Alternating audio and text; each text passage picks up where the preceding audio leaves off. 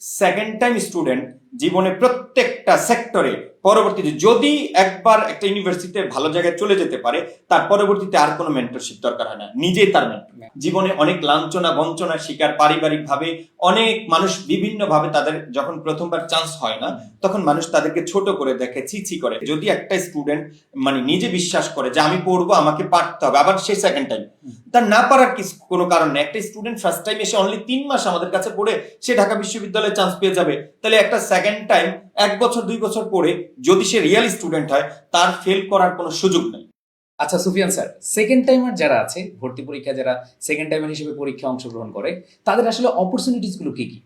তাদের huge opportunities. আপনি যদি চিন্তা করেন, আপাতত দৃষ্টিতে তারা দীর্ঘদিন পরিশ্রম করে, একটু হতাশ থাকে, কিন্তু এই দীর্ঘদিনের পরিশ্রমের ফল হিসেবে তারা এত কিছু পায়, তারা নিজেরাও কখনো কল্পনা করতে পারে না। আপনি যদি এভাবে চিন্তা করেন, আপনি রাবি বলেন, তারপরে জাবি বলেন, আপনি চট্টগ্রাম বিশ্ববিদ্যালয় বলেন, প্রত্যেকটা বিশ্ববিদ্যালয়ের টপ সাবজেক্ট গুলোতে গিয়ে দেখেন, আপনি যদি অ্যানালাইসিস করেন, ম্যাক্সিমাম দে আর সেকেন্ড টাইমার।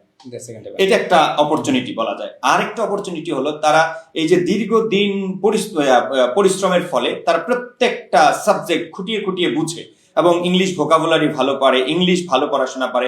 এরা ডিপার্টমেন্টে গিয়া, ইউনিভার্সিটিতে গিয়ে একাডেমিক লাইফে অনেক ভালো করে। অর্থাৎ এই ধারাবাহিকতার এই যে একটা বেসিক তৈরি হয় দীর্ঘদিনে, এই ধারাবাহিকতায় তাদের জীবনেও কিন্তু অনেক উন্নতি সাধন করতে পারে। কারণ তারা জীবনে অনেক লাঞ্ছনা বঞ্চনার শিকার, পারিবারিক ভাবে অনেক মানুষ বিভিন্ন ভাবে, তাদের যখন প্রথমবার চান্স হয় না তখন মানুষ তাদেরকে ছোট করে দেখে, ছি করে। তো এইখান থেকে আসলে মানুষ যখন একটা ব্যাক ফুটে চলে যায় না, যখন আবার নতুন করে যখন স্বপ্ন দেখে, তখন কেউ দাবায় রাখতে পারে না। সেকেন্ড টাইম স্টুডেন্ট জীবনে প্রত্যেকটা সেক্টরে পরবর্তীতে যদি একবার একটা ইউনিভার্সিটিতে ভালো জায়গায় চলে যেতে পারে, তার পরবর্তীতে আর কোনো মেন্টরশিপ দরকার হয় না, নিজেই তার মেন্টর। আচ্ছা, তার মানে বলছেন যে যারা ইউনিভার্সিটি অ্যাডমিশনের সেকেন্ড টাইমার এবং ভালোভাবে প্রস্তুতি নেয়, তারা কিন্তু শুধু ইউনিভার্সিটি লাইফে না, পরবর্তীতে ভালো করে, ক্যারিয়ারে গিয়েও ভালো করে।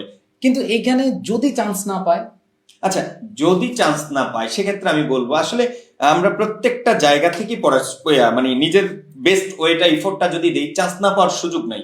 আমার কথা চান্স পাবে, হ্যাঁ চান্স পাবে। আমার কথা হলো, যদি সেকেন্ড টাইমের মূল কারণই হলো শেষ পর্যন্ত টিকে না থাকা, প্রত্যেকটা সেকেন্ড টাইম লাস্ট মোমেন্ট পর্যন্ত যদি টিকে থাকে, স্যার ও চান্স পাবেই।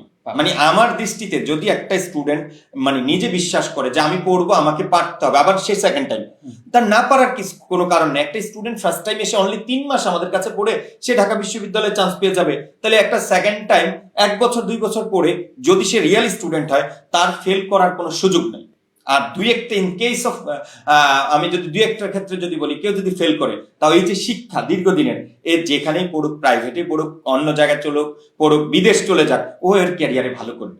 কারণ এই যে পড়াশোনা কখনো বিফলে যাবে না। সে যদি তার বাস্তব জীবনে, চাকরি জীবনেও যায়, এখান থেকে চাকরি জীবনে চলে যায়, তারপরে এই পড়াশোনা তাকে জীবনে কোনো না কোনো জায়গায় একটু প্লাস এগিয়ে থাকবে। তো যাদের সেকেন্ড টাইমের উদ্দেশ্যে বলছি, যারা আমাদের পেইড ব্যাচে নাই, তোমরা নিজে নিজে প্রস্তুতি নিচ্ছ, তোমাদের উদ্দেশ্যে বলবো, তোমরা এই মুহূর্তে হতাশ না হয়ে তোমরা একটু আশাবাদী হও।